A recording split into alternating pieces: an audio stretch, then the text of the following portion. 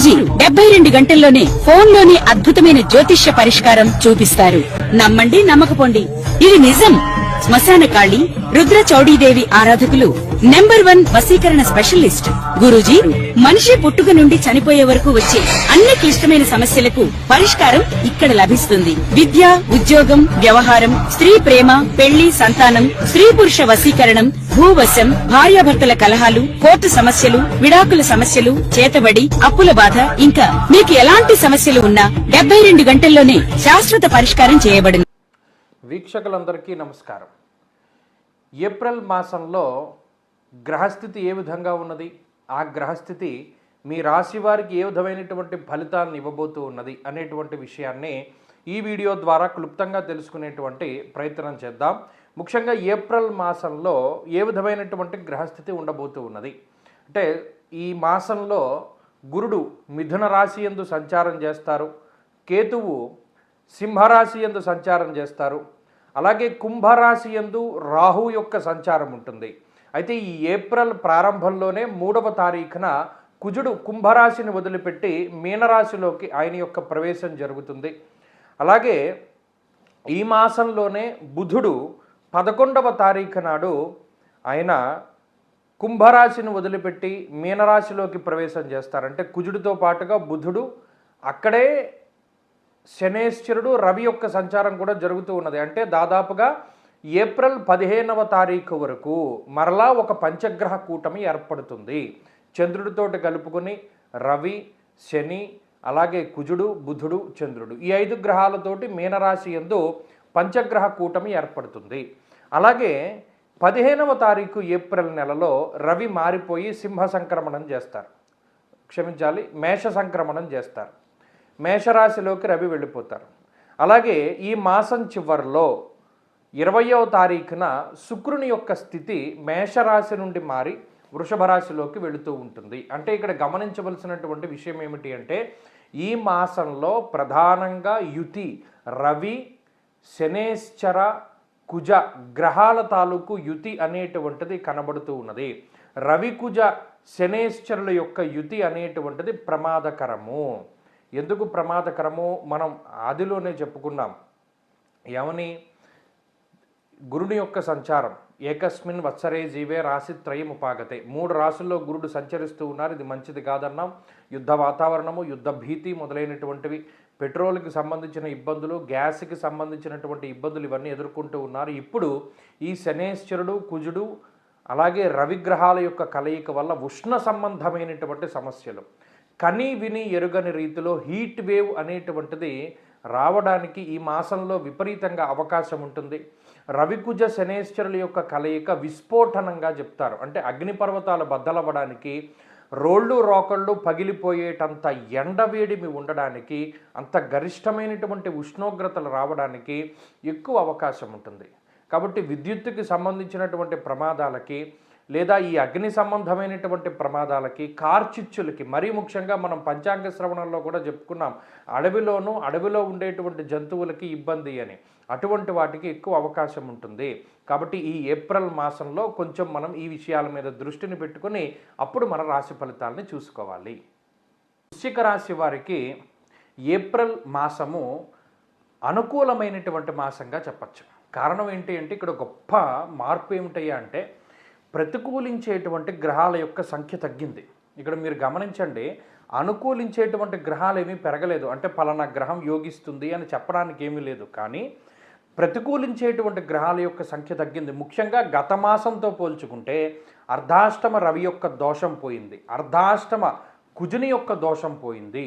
ఈ గ్రహాలన్నీ పంచమ స్థానంలోకి వెళ్ళారు. ఈ మాసంలో బుధ బలం ఉన్నది ఈ రాశి వారికి. అలాగే ఈ మాసంలో రవి బలం ఉంటుంది. అలాగే ఈ మాసంలో శుక్రుని బలం ఉంటుంది. కాబట్టి గత మాసంతో పోల్చుకుంటే అనుకూలించేటువంటి గ్రహాల యొక్క సంఖ్య కొంత పర్వాలేనప్పటికీ ముఖ్యంగా ప్రతికూలించే గ్రహాల యొక్క సంఖ్య తగ్గింది. మీరు గమనించండి, చాలా కష్టపడుతూ ఉండేటువంటి వాడికి, అంటే ఒక వీపు మీద ఒక 100 కేజీలు బరువు పెట్టామనుకోండి, ఆ బరువుతోటి నడుస్తూ ఉన్నటువంటి వాడు చాలా ఇబ్బందులను అనుభవిస్తూ ఒక్కసారిగా ఆ బరువు అంతా దింపేస్తే వాడు ఎంత ప్రశాంతతని పొందుతాడు? అంత ప్రశాంతతని పొందుతారు వృశ్చిక రాశి వారు. కారణం అర్ధాష్టమ కుజ, అర్ధాష్టమ రాహు అర్ధాష్టమ రవి యొక్క దోషాలని అనుభవిస్తూ ఉంటే ప్రవాసం కార్యహాని స్యాత్ అన్నాడు. అంటే ఇక్కడ భాగ్యహానిర్ భయం క్రూరం అన్నాడు. అంటే క్రూరంగా ఏడిపిస్తాయి ఆ గ్రహాలు. అంటే చెప్పుకోవడానికి కూడా మనం చెప్పలేం, అంత క్రూరంగా ఏడిపిస్తారు. ప్రతి చిన్న విషయంలోనూ మానసికంగా ఇబ్బంది పెడతారు. మీ మాట ఎవరు లెక్క చేయరు. మీరు చెప్పేది అవతల పక్క వాడికి మంచికే అయినప్పటికీ కూడా వాడికే ప్రత్యేకించి మీ మీద నమ్మకం ఉండదు. పలానా వాడిని నేను ఇష్టపడుతున్నానంటే ఎవరు వినరు. లేకపోతేనేమో పలానా ఈ పని నేను చేద్దాం అనుకున్నానంటే అవకాశాన్ని ఇవ్వరు. ఇండివిజువాలిటీ ఉండదు. ఎప్పుడు ఎవరిదో ఒకళ్ళ నిర్ణయాన్ని బట్టే మీ జీవితం ఉండవలసి ఉంటుంది. లేకపోతేనేమో ఆర్థిక స్వేచ్ఛ ఉండదు. మీ దగ్గర డబ్బులున్నా ఖర్చు పెట్టుకోవడానికి అవ్వదు. మీ దగ్గర సమయం ఉన్నా బయటికి వెళ్ళడానికి అవ్వదు. మీ దగ్గర తెలివితేటలున్నా వాడుకోవడానికి అవ్వదు. మీ దగ్గర అన్నీ ఉంటాయి, కానీ ఏమీ లేదు నా దగ్గర అనేటువంటి స్థితికి ఈ గ్రహస్థితి తీసుకువెళుతుంది. దానికి కారణం ఏంటి అంటే గతం నుండి ఉండేటువంటి వాతావరణం, ఆ కుటుంబ సభ్యులు, బంధువులు, మిత్రులు, వీళ్ళతోటి ఉండేటువంటి సాంగత్యము, సాపత్య దోషాలు. మరి వీటి నుండి ఈ మాసంలో బయటపడబోతూ ఉన్నారు. ఇక్కడ పంచమ షష్ఠ స్థానాల్లో ఉండేటువంటి రవిగ్రహం యొక్క స్థితిగతులతోటి ఈ మాసంలోనే 15వ తారీఖు దాటిన తర్వాత రవిగ్రహం యొక్క బలం పెరగడం వల్ల ఆత్మశత్రుత్సాహ వనపర్వతాది పితృకారకుడు సూర్యుడు కాబట్టి గొప్ప ఆత్మస్థైర్యాన్ని పొందగలుగుతారు, ఆత్మవిశ్వాసాన్ని పొందగలుగుతారు, ఆర్థిక లాభాన్ని గడించగలుగుతారు. కాబట్టి గత మాసంతో పోల్చుకుంటే వృశ్చిక రాశి వారికి ఈ మాసమందు ఆర్థికపరమైనటువంటి ఎదుగుదల ఉంటుంది, ఆరోగ్య పరిస్థితులు బాగుంటాయి. కానీ వచ్చిన చిక్కల్లా ఏమిటి అంటే పంచమంలోకి వెళుతున్న ఈ గ్రహాలన్నీ. పంచమ స్థానము అంటే ఏంటి? పుత్రాన్ బుద్ధిం పూర్వపుణ్యం చ పుంసాం మంత్రాం నీతిం మానసం మంత్ర విద్యాం అన్నారు. ఈ పంచమ స్థానస్థిత గ్రహాలు ఏవైతే ఉన్నాయో రవిగ్రహం ఉదాహరణకి తీసుకుందాం. ఈ రవిగ్రహం పంచమ స్థానంలో ఉండడం వల్ల ఎక్కువగా బుద్ధి చాంచల్యం కలుగుతుంది అన్నాడు. అంటే ఏదైనా సరైనటువంటి సమయానికి సరైనటువంటి నిర్ణయం తీసుకోలేనటువంటి స్థితి.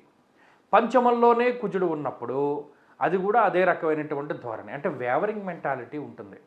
ఏమిటి మనకు వచ్చిన అవకాశాల పట్ల మనం ఎలా స్పందించాలి అనేటువంటి మనం ఆ నిర్ణయాత్మకమైనటువంటి స్థితిని కోల్పోతాం. డెసిషన్ మేకింగ్ స్కిల్స్ ఉండవు.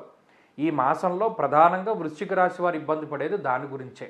ఏ నిర్ణయం తీసుకోవాలి, ఎలా ముందుకెళ్ళాలి అనే దాని మీద స్పష్టత ఉండదు. ఈ ఒక్క విషయాన్ని దృష్టిలో పెట్టుకుని ఎవరినైనా గురువుల్ని ఆశ్రయించి నిర్ణయం తీసుకుంటే చక్కగా ముందుకు సాగుతుంది. ఈ మాసంలో మరిన్ని శుభ ఫలితాలను సాధించడానికై ఈ రాశివారు ప్రత్యేకించి బుద్ధికి అధిష్టాన దేవత అయినటువంటి గణపతి యొక్క ఆరాధన చేస్తూ ఉండడం చెప్పదగినటువంటి సూచన. ఈ మాసంలో ఏదైనా ముఖ్యమైనటువంటి పనులు చేయవలసి వచ్చినప్పుడు ఎక్కువగా ఈ రాశివారు బుధవారాన్ని, ఆదివారాన్ని ఎక్కువగా ఉపయోగిస్తూ ఉండడం మంచి ఫలితాలకి దారి. మేషరాశి వారికి ఏప్రిల్ మాసం మిశ్రమమైనటువంటి మాసంగానే చెప్పవచ్చును. కారణం ఏమిటి అంటే గ్రహాలన్నీ కూడా 12వ స్థానంలోకి కేంద్రీకృతం అవుతూ ఉన్నప్పుడు, అంటే శనేశ్వరుడు, కుజుడు, అలాగే రవిగ్రహము, బుధగ్రహము, ఈ 4 గ్రహాలు కూడా వ్యయస్థాన స్థితిలో ఉన్నప్పుడు శుక్రుని యొక్క బలం ఒక్కటే ప్రధానంగా ఉంటుంది, గురుబలం లేదు. ఈ మాసంలో ఒకే ఒక్క గ్రహం రాహువు మాత్రమే ఈ రాశి వారికి అనుకూలంగా ఉన్నారు ఇప్పుడు. కాబట్టి మీరు గమనించండి,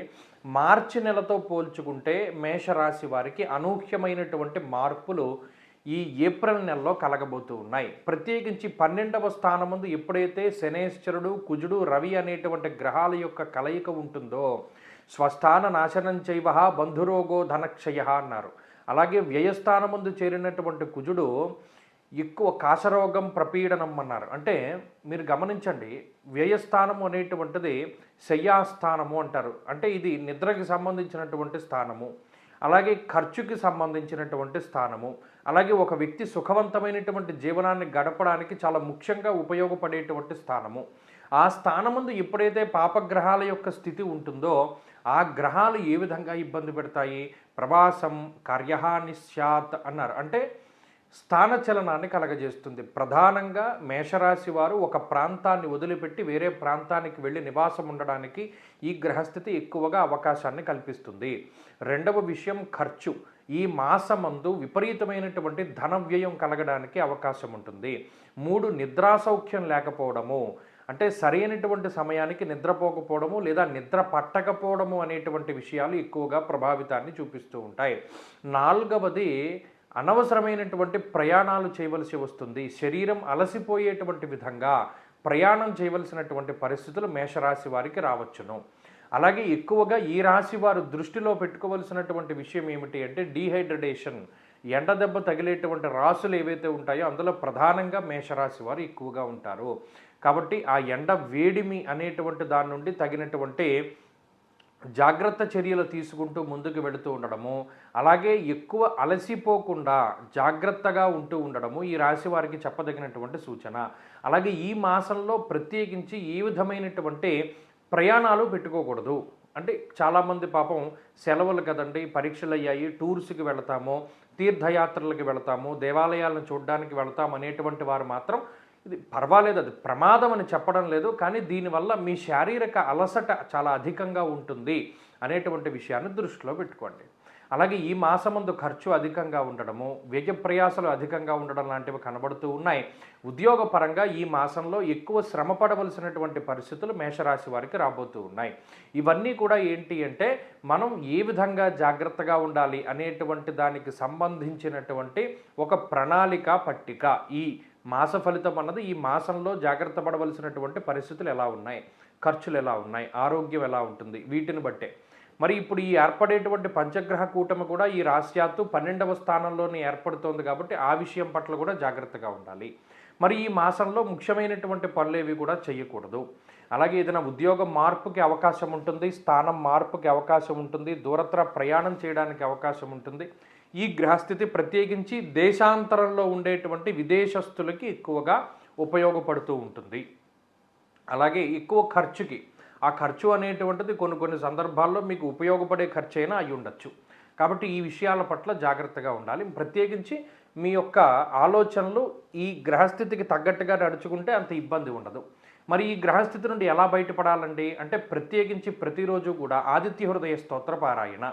ఈ మాసంలో ప్రతి ఆదివారం నాడు కూడా రాహుకాల సమయంలో మినప్పప్పుతో చేసినటువంటి పదార్థాన్ని కానీ, గోధుమలతో చేసినటువంటి పదార్థాలను కానీ దానం చేస్తూ ఉండాలి. అలాగే ప్రతిరోజు ఆదిత్య హృదయాన్ని పారాయణ చేస్తూ ఉండడం ద్వారా ఈ గ్రహస్థితి నుండి ప్రత్యేకించి ఉపశమనాన్ని పొందవచ్చును. ఈ మాసంలో ముఖ్యమైనటువంటి రోజులుగా అంటే ఏదైనా మంచి జరిగేటువంటి రోజులుగా శుక్రవారాన్ని, సోమవారాన్ని మనం చెప్పవచ్చును. ఈ మాసంలో ఆ వారాల్లో ఏదైనా ముఖ్యమైనటువంటి పనులు పెట్టుకుంటే అవి సాఫీగా ముందుకు సాగుతూ ఉంటాయి.